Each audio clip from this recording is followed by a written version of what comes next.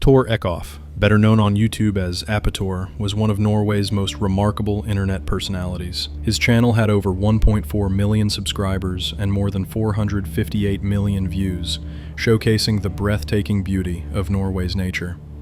But Tor was far from your typical travel vlogger. He didn't just film scenic landscapes. His videos constantly balanced on the edge of madness. He became famous for his daring and sometimes dangerous stunts, skating on thin ice, diving into freezing water, and even drinking vodka straight from the bottle in the middle of the snow. That's what his audience loved him for: his wild energy, fearlessness, and joy for life. One day, he uploaded a video titled, "I am not dead, I'm 57 today." It was his birthday, and he was once again doing what he loved most: sitting in an ice bath under the open sky, drinking vodka straight from the bottle. No one knew that this would become his final video. On November 22nd, 2021, Tor Eckhoff went out to film another video at Jakobsdam Lake, near the town of Kongsberg, Norway. As usual, he planned to skate across the frozen surface. But this time, the ice gave way. Tor fell into the freezing water.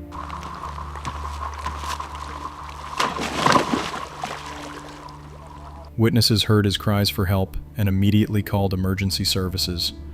Divers managed to pull him out from under the ice shortly afterward. He was airlifted to Ullevål Hospital in Oslo, but despite the doctor's efforts, he couldn't be saved. He had been underwater too long. The news shocked millions of fans. Just days earlier, he had celebrated his birthday and seemed full of life. In his memory, people shared heartfelt messages and stories about how his videos had always lifted their spirits. His longtime partner, Tove Skarven, wrote a touching post on Facebook calling the loss indescribable and thanking Tor for everything they had shared together.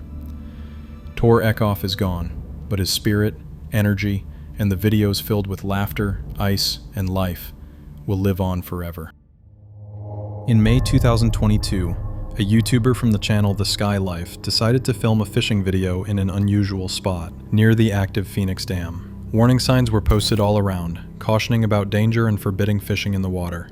Officially, 3 loud sirens were supposed to sound before any water release, but he ignored them, thinking the chances of it happening were minimal. At first, everything went great.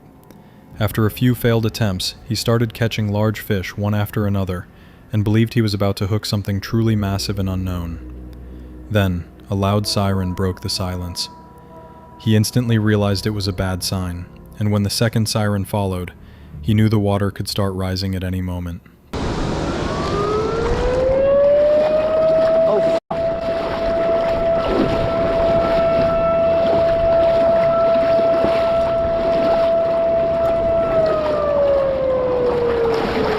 uh-oh. I gotta go. Oh, I got 2 more sirens. Uh-oh. I'm almost back. He ran across the slippery rocks trying to reach safety, just as the warning signs had described. Despite staying calm, he knew disaster could strike within seconds. When he finally reached a safe area, he noticed the third siren never came. It was a false alarm, possibly triggered on purpose to scare him off the restricted zone. The water never rose, but in the rush, he injured his leg. Another danger the signs had warned about. In the end, he admitted he should have listened to the warnings and reminded viewers to respect safety rules and never fish near an active dam. 28-year-old photographer Jacob Cockle was known as a talented and fearless artist with a deep love for the ocean. His daring attitude and willingness to risk everything for the perfect shot earned him some of the most striking images in British photojournalism. His boldness soon paid off. Jacob won a 28,000-pound trip to Antarctica, but before leaving, he wanted to capture one final, perfect shot. Together with his friend David Rain, he went to Karnsø Pool, a location notorious for its powerful whirlpools. Warning signs surrounded the area, strictly prohibiting swimming due to strong currents. But Jacob wasn't the kind to back away from danger. To make his footage even more unusual, he decided to dive into the whirlpool while wearing a plastic horsehead mask. On May 28, 2013, he entered the water. At first, he managed to stay safe, skillfully avoiding being pulled under by swimming backward, a trick that let him feel the power of the current without being caught by it. But Jacob wanted more. He wanted underwater shots. Holding his GoPro, he dove beneath the surface to capture his final image and never came back up. I mean, the light's nice across the water as well. Let me get down lower.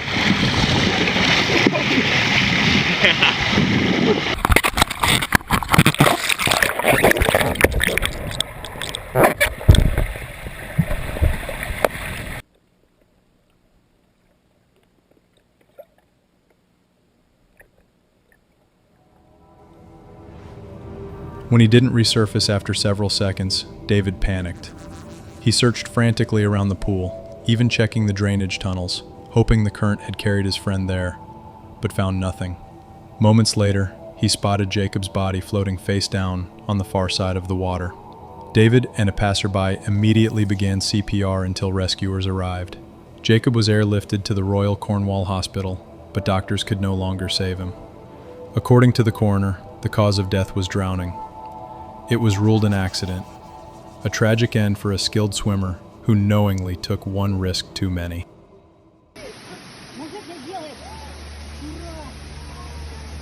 July 12th, 2025. Krasnoyarsk Krai, Russia. An extreme sports enthusiast attempted a 92-foot jump into a lake located in a mountain gorge. The footage from the scene, recorded by witnesses, was soon shared around the world. The incident took place in the Krasny Kameny area, a picturesque gorge popular among tourists. The man leapt into the water from a high cliff in front of his friends. During the fall, he failed to position his body correctly and hit the water flat on his stomach. The video shows him trying to stay afloat for a short time before he stopped moving. Other swimmers rushed to help, but despite all efforts, they couldn't save him.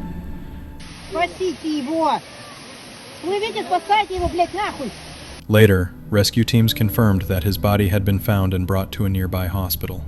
It's worth noting that just a few weeks earlier, a similar incident occurred at the same spot. Another thrill seeker had jumped from the cliff as well, but survived with only minor injuries.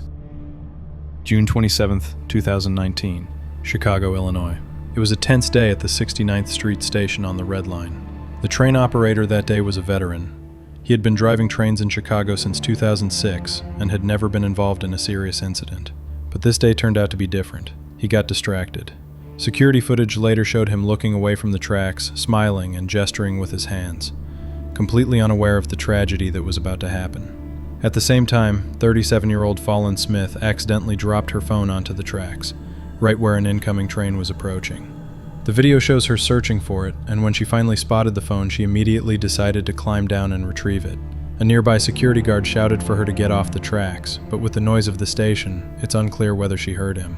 She managed to grab her phone and ran toward the emergency stairs, but it was too late. The operator was still distracted, not watching the rails. Suddenly, his expression changed. He realized what had happened, but by then, it was over. The train struck Fallon Smith, killing her instantly.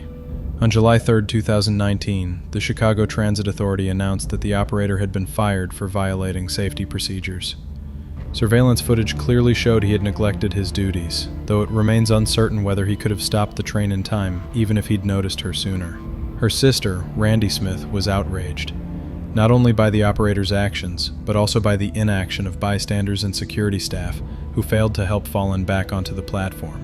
What the last 18 seconds of her life was like. But I'm traumatized. I'm hurt.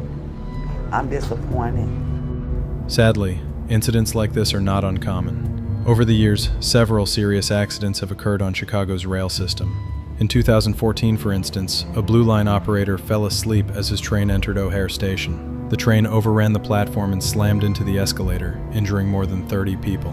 Despite advances in safety and awareness, accidents, though now rarer, still happen, serving as a harsh reminder of the ever-present risks of rail travel. Evening by the Sea, an open-air concert in Banten Province, Indonesia, December 22nd, 2018.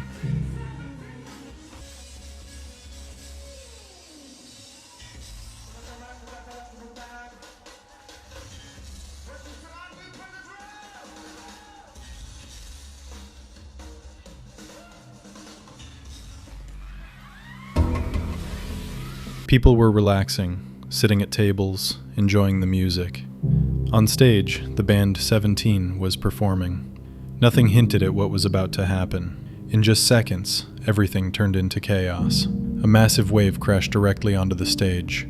The lights went out, the stage collapsed, and screams filled the air. It all unfolded right before the audience's eyes, and the cameras were rolling. The footage looked like something out of a disaster movie, except this was real. A 16-foot-high tsunami struck the resort without warning. It had been triggered by an underwater landslide following a volcanic eruption. Most members of the band 17, along with their crew and family members, were killed. The only survivor was vocalist Rifian Ifan Fajarsaya, who later confirmed that he had lost all of his bandmates and his wife. The disaster caused massive destruction across the coastal regions. Hundreds of homes were wiped out. Hotels and boats were damaged, and both Java and Sumatra were severely affected. This tragedy struck without warning, a chilling reminder that sometimes disaster gives no time to react. In November 2019, a student pilot was performing his first solo flight in a light aircraft, a Cessna 172, a single-engine plane long considered ideal for training thanks to its simple and forgiving controls. But this time, something went wrong. While approaching North Perry Airport in Florida, the pilot ran into trouble during landing. The descent wasn't as smooth as usual. As soon as the wheels touched the runway, the aircraft suddenly veered sharply to the right, skidded off the strip, and slid across the grass. The pilot couldn't stop the plane. It tore through 2 runway signs before coming to an abrupt halt. Police and rescue crews arrived within minutes. Fortunately, the pilot survived and was able to climb out of the cockpit on his own without needing emergency assistance. He suffered injuries, but according to official reports, they were minor. However, this wasn't an isolated incident. Since that 2019 crash, several other accidents have occurred at the same airport, all on the very same runway. In 2022, a flight instructor and student were killed during a training flight. In 2023, another student miraculously survived a crash but suffered a severe spinal injury. And in 2025, yet another plane flipped over and landed upside down after a bizarre accident. All of these incidents happened in broad daylight and under perfect weather conditions. Many have since started to believe that North Perry Airport is cursed, as too many tragedies seem to strike the exact same runway. February 24th, 2010, Orlando, Florida. Dawn Brancho, a senior orca trainer at SeaWorld Orlando, was preparing for her next big performance. SeaWorld was famous for its spectacular Shamu shows, where orcas performed entertaining tricks for massive crowds. But Shamu wasn't a single whale. It was a stage name used for different orcas over the years. The one Dawn was about to work with that day was actually named Tilikum, or Tilly for short. Weighing more than 5 tons and stretching about 23 feet long, Tilikum was enormous, even by orca standards. But he was also dangerous. Tilikum had a dark history with humans and had already been involved in 2 fatal incidents. The first victim, Kelty Byrne, a part-time trainer, accidentally fell into the pool and drowned after orcas prevented her from escaping. The second, Daniel Dukes, was an unauthorized visitor who sneaked into Tilikum's tank after park hours. His body was found the next morning. Despite these tragedies, the shows continued. Dawn had been with SeaWorld for 15 years and was one of its most respected trainers. Deeply devoted to the animals she worked with and known for her kindness and professionalism.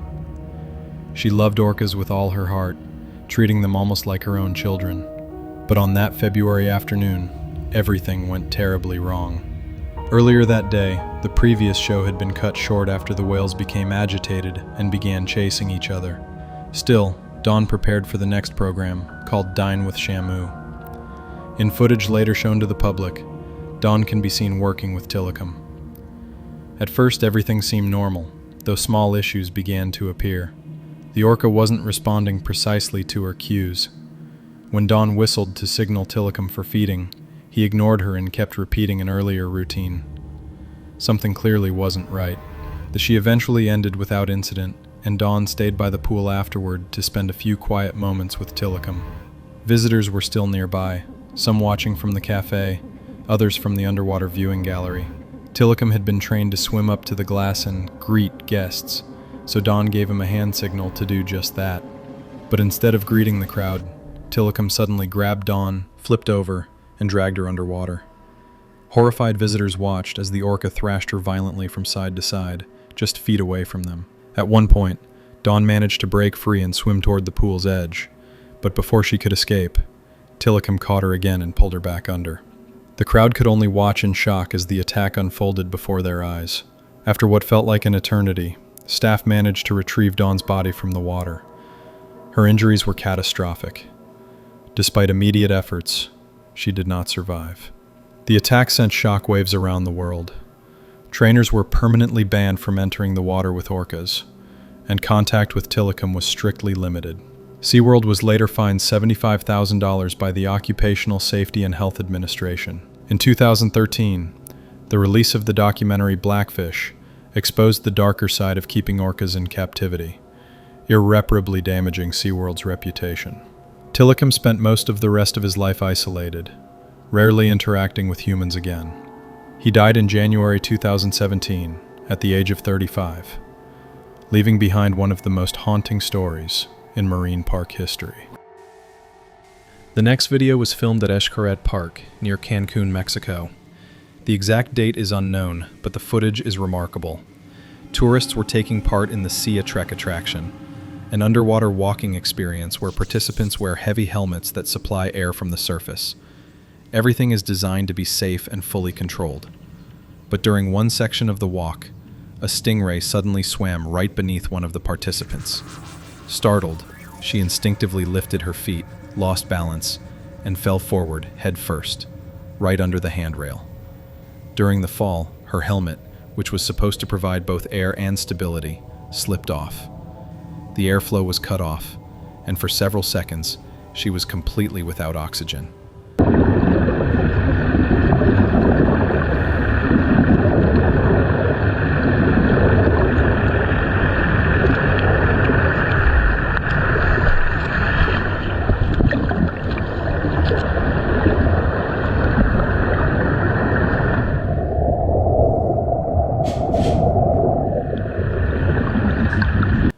The video shows her beginning to panic underwater. Fortunately, the on-duty divers reacted immediately. They rushed to her, lifted her up, and brought her safely to the surface. Later reports confirmed that she was completely fine. After a medical check, no injuries were found, and the group was able to finish the tour. The video quickly spread online, sparking widespread discussion. One witness, who claimed to be in the same group, wrote that she simply panicked when the stingray brushed against her legs and lost her footing. However, there has been no official confirmation of that explanation. According to Subsea Systems, the company that developed Sea Trek, there have been over 3 million dives in 25 years, and not a single fatal accident. June 30th, 2025, Bacabal, Brazil. Journalist Lemilda Frozan was filming a report near the Merim River, covering the search for a young woman named Raissa, who had gone missing a few days earlier while spending time by the water with friends. To show viewers just how dangerous the river could be, and to add realism to the segment, Lemilda stepped into the water. It reached up to his chest. He was explaining the current and the depth when he suddenly flinched. On the recording, you can hear him say, "I think I felt something down there." A moment later, he takes a step back. "No, I'm not going in. I'm scared. It feels like a hand. Is that her? Or a fish? I don't know." The filming stopped immediately. A água já está acima do meu peito, para você ver a situação. Se eu andar um pouquinho aqui, deixa eu ver aqui. Ó, vou andar mais.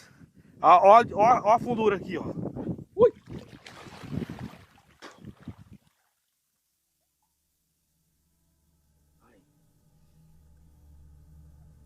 Eu acho que tem negócio aqui no fundo da água.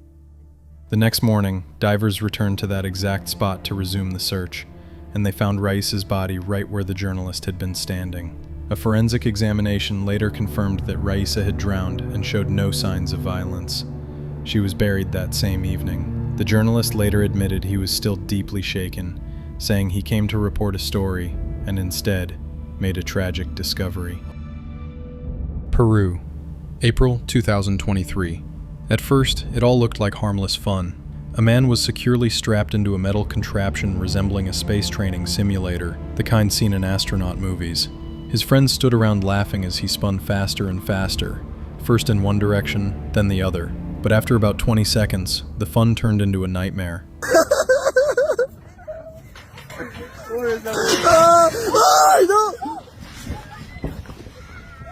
Under the pressure of constant rotation, the metal frame began to creak and then suddenly collapsed, right before the crowd's eyes.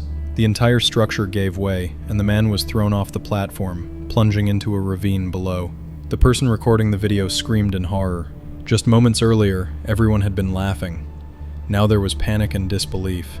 Amazingly, the man survived. According to early reports, the seat and the surrounding frame to which he was strapped absorbed much of the impact, protecting his head and likely saving his life. This accident could easily have ended in tragedy, but by sheer luck, it didn't. What began as a calm day on the slopes turned into a nightmare when a chairlift at the Godori Winter Resort suddenly began moving in reverse, slamming chairs into one another and sending skiers flying through the air. In just a matter of seconds, a peaceful ride turned into a desperate fight for survival. On March 16, 2018, a tourist captured terrifying footage showing skiers being violently thrown from their chairs, while others leapt off mid-air to avoid disaster. The video shows the lift speeding backwards out of control, chairs crashing and twisting as screams echoed across the mountain. Those higher up had no choice but to jump onto the snow before it was too late. One eyewitness told CNN, "We had to jump because at the bottom it was total wreckage. There was no chance to stay alive." Each chair that reached the base crashed into the one before it, adding to the chaos. In total, 11 people were injured, 8 of whom were taken to the hospital, including a pregnant woman. Miraculously, no one was killed, and all victims were reported to be in stable condition. The cause of the malfunction remains unclear, though officials suspect a voltage surge or brake failure may have triggered the sudden reversal. Georgia's Minister of Economy announced that international experts would be brought in to investigate. Meanwhile, the rest of the resort ski lifts were cleared to resume operation without additional inspections pending the results.